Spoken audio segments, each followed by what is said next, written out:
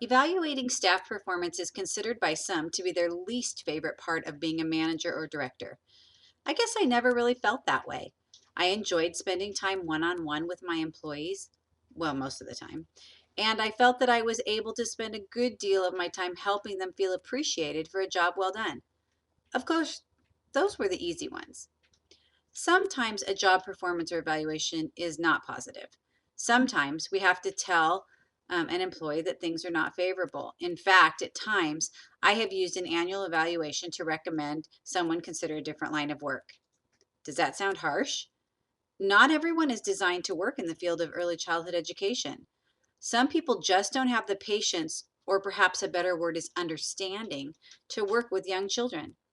So here's my number one tip for evaluations. Say it like it is. Be honest and straightforward. The supplemental video this week gives some tips.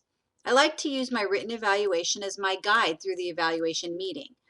I fill the written evaluation with examples, including dates, and read each and every item. Why? Because then I stay on track and honestly don't chicken out. Seriously, sometimes when I get into the evaluation, I second guess myself.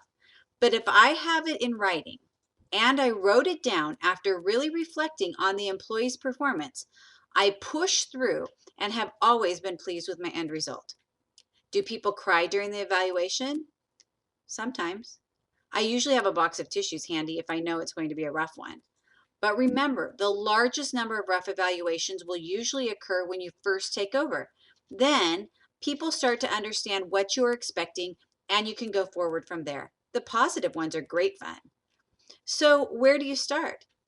Make sure everyone you supervise has a copy of their job description and that their personnel file has a signed copy. This way, you can be sure they have been informed of the position's expectations. More next week about evaluations. This week, ask your mentee how often they receive a performance evaluation. Have a great week.